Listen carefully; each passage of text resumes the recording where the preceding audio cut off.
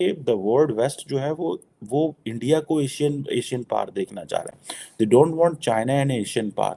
India ने जो एक जो प्राइवेटली डेवलप्ड रॉकेट है विक्रम एस जो है वो कहा जा रहा है कि एक बहुत बड़ा इंडिया के लिए माइलस्टोन है, क्योंकि इसने कमर्शियल स्पेस इंडस्ट्री जो है वो करेगी। अब ये देखें, ये रॉकेट समझा कहा जा रहा है कि तकरीबन 544 केजी का जो रॉकेट है, जो कि बेसिकली जो लॉन्च किया गया है, एक साइट है नियर चेन्नई के करीब से।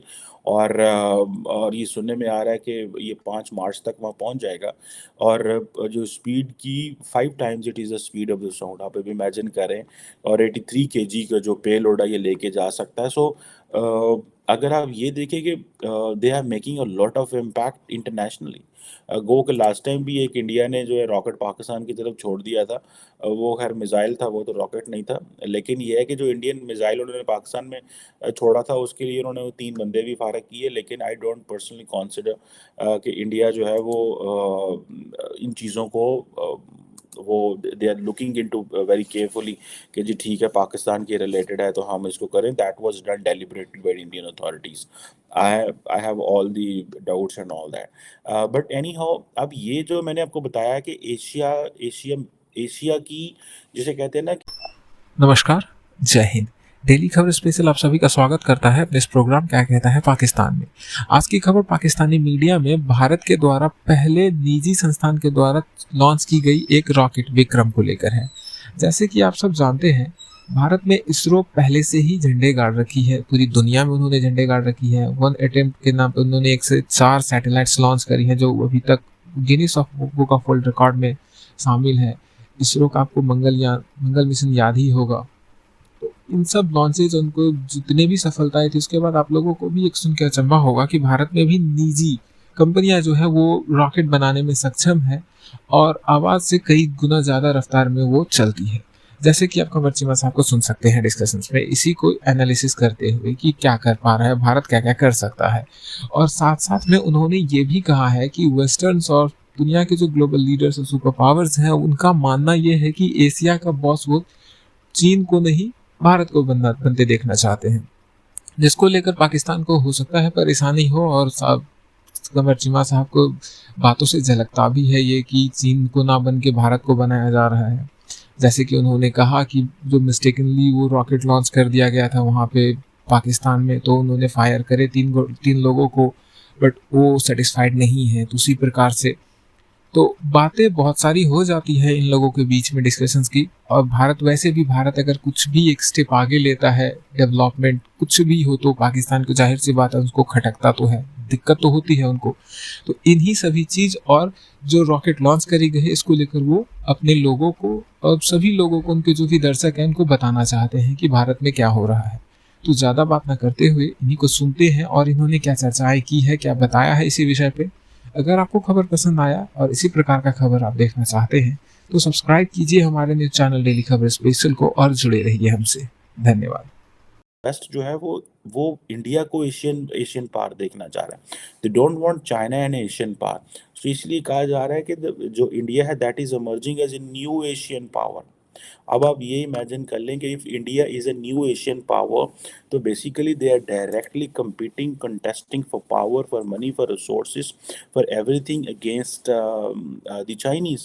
So that is where I think what is important, and that is where what we have to see very carefully कि पुतिन को कह रहा है कि भाई तुमने वॉर जो है this is not an era of war. और यूरोप और अमेरिका के साथ मिलके जो है वो पुतिन की क्लास ले ली। और पुतिन के और यूरोप और अमेरिका को ये भी कहा कि मैंने रशिया से तेल भी लेना है, बिकॉज मेरे लिए ये this is my national interest and I don't want to lose this. So ये आप इमेजिन कर लें दैट ये जो बेसिकली सारा आइडिया है किस तरह इंडियन सोसाइटी को भी ये एक्सेप्टेबल है, इंटरनेशनल कम्युनिटी को भी एक्सेप्टेबल है। सो मोदी का जो इमेज है इंटरनेशनली वो बहुत बहुत ऊपर चला गया है। और that is where I think if Pakistan keeps looking कि व्हाट आर आवर कार्ड्स, हमारे कार्ड्स क्या हैं, हमारे पत्ते क्या हैं, अब हमने इंडिया से कैसे डील करना है। तो trust me, you Pakistan really need to work a lot, because क्या आप इंडिया के साथ इकोनॉमिकली डील करना चाहते हैं, क्या आप इंडिया के साथ जो है वो क्या उसे कहते हैं ग्लोबल इमेज में डील करना चाहते हैं। क्या पाकिस्तानी प्राइम मिनिस्टर का इतना इमेज है क्या हम इकोनॉमिकली डील कर सकते हैं? जब यूके के प्राइम मिनिस्टर या ऋषि सुनक से मिलेंगे तो सबसे पहले हम क्या करेंगे? शुक्रिया अदा करेंगे, आपने फ्लड्स के लिए पैसे भेजे। शुक्रिया अदा करेंगे, आपने एड भेजी। शुक्रिया अदा करेंगे, but what he is talking कि मुझे 3,000 बंदा चाहिए। अब देखें, ये नहीं है कि पाकिस्तान में कोई 3,000 बंदा नहीं होगा, लेकिन हमारी गवर्नमेंट की जो टॉप प्रायोरिटी होती है, जिधर जाते हैं ये क्लाइमेट एंड फंड के नाम पे, और अब पैसा मांगना शुरू कर दिया है। पहले भी पैसा मांग रहे थे, अब जो क्लाइमेट और एनर्जी और ये इन चीज़ों के ऊपर वो पैसा मांग रहे हैं कॉन्टिन्यूसली। मुझे इस पे भी बड़ी सख्त तकलीफ होती है कि भाई आप लोग अपॉर्चुनिटीज़ तलाश करो। अगर क्लाइमेट का मसला इमर्ज हो ही गया है तो आप लोगों से बात ज़रूर करो, but that does not mean कि सिर्फ ये लो कि पैसा ले। बल्कि मैं आज ही एक रिपोर्ट देख रहा था कि पाकिस्तान के अंदर ये जो क्लाइमेट का हमने $30 बिलियन का जो एस्टिमेट लगा दिया, इस पे तो पास तो हमारे पास डाटा ही कोई नहीं है। लोकल लेवल का डाटा ही नहीं है, डिस्ट्रिक्ट लेवल, तहसील लेवल, यूनियन काउंसिल लेवल का डाटा नहीं है, और दुनिया को हमने जाके ये कह दिया विदाउट डाटा हम चीज़ें दुनिया को बता रहे हैं कि जी हमारा टोटल ऑलमोस्ट मेरा ख्याल लगता है कोई सानू लगता है कोई इन्ना को हो गया होना, मतलब सानू इंज लगता है जो जो है ना, मतलब पंजाबी में ज़ाहिर बात है लीडरशिप बैठ के मेरा ख्याल है सर इतना को लग गया होगा सर, देखे ना आप ये इतना को तो नुकसान हो गया होगा sir. So I think this is not how the Nations मतलब कोई तरक्की नहीं करती। ये प्राइम मिनिस्टर साहब जाते हैं, इनको भी अपना डाटा लेके जाएं। मैंने एक चीज़ नोट किया है कि what India is doing all these days is that they are talking all about data। हमारा प्रॉब्लम क्या, हमारे पास डाटा अपना ही कोई नहीं है। जब बाहर से डोनर शोनर पैसा लेके आते हैं, वो अपना डाटा एनालिसिस करते हैं, वो सारा पैसा तो इन्फॉर्मेशन इकट्ठी करने लगा देते हैं कि पैसा लगाना किधर है, because we don't have a credible data. और डाटा को कहा जाता है कि that is oil of 21st century, 21वीं सदी का भाई यही तेल है। जिसके पास डाटा होगा दैट विल डू एवरीथिंग। लेकिन हम ना हमारे पास डाटा है, ना हमारे पास कोई विजन है इस सेंस में कि हमें चीज़ों को किस तरह आगे लेके चलना है। और दुनिया से भाई पैसा ज़रूर मांगें, आप क्लाइमेट फंड ही पैसा मांग लें, लेकिन एटलीस्ट अपनी कोई बेस बना लें, कोई यूनिवर्सिटियाँ बना लें, इंस्टीट्यूट बना लें, कोई अपने लोगों को स्कॉलरशिप उस पर दिलवा दें, ताकि कोई आपकी एक्सपर्टीज़ डेवलप हो जाए। कोई 200 400 500 लड़के को लड़की को हमारे बच्चों को यूरोप अमेरिका की यूनिवर्सिटियों में जो है वो स्कॉलरशिप दिलवा दो, ताकि वो 5 साल बाद 4 साल बाद जब पाकिस्तान आए तो अपनी कोई स्टडी कर सके। लेकिन हम क्लाइमेट वालों को अपने घर में कौन सी लिफ्ट कराते हैं? ये जो वज़ीर आज़म साहब हमारे फॉरेन मिनिस्टर साहब आजकल दुनिया के दौरे कर रहे होते हैं, वो इसलिए कर रहे होते हैं बस सिर्फ इतना बताने के लिए कि यार देखो ना, वो हम गए थे वहाँ पे, ये हुआ हमारे साथ, वो हुआ, हमने वहाँ से ये लिया, उन्होंने हमें ये दिया, सिर्फ पैसे के चक्कर में, ताकि आगे अगले साल जो इलेक्शन आ रहा है उसके लिए थोड़ी डेवलपमेंट कर ले। So if this is the purpose, things will not be the same. लेकिन आप देखें कि उधर वो जो है वो किस तरह अपनी उन्होंने अपनी गेम फिट की हुई है। ठीक है जी। और अब उनको जो है वो आप देखिए प्राइम मिनिस्टर मोदी ने डेलिब्रेटली ये इस साल इन्होंने प्रेसिडेंसी ली। हालांकि ये प्रेसिडेंसी इनको पिछले साल मिलनी थी या उससे पिछले साल आई थी, लेकिन इन्होंने कहा जी हमारे 75 साल हो गए, हमें वो प्रेसिडेंसी दें G20 की। अब उसके बाद ऑटोमेटिकली वो सारे का सारा उनको पता था हमने 6 महीने बाद इलेक्शन होने हैं, तो हम अब इसको अब ये भी कह सकते हैं कि प्राइम मिनिस्टर मोदी जो है वो अगली दफ़ा G20 इंटरनेशनल जो इंडिया का इमेज है उसको कैश इन करेंगे फॉर द इलेक्शंस।